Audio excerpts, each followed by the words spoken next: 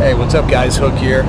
You know, sometimes I manage to pull off a halfway decent landing in my tail dragger, 9 Bravo Lima. So here is a shot of that, somewhat decent 3-point, even the blind squirrel finds a nut. This is out of Torrington.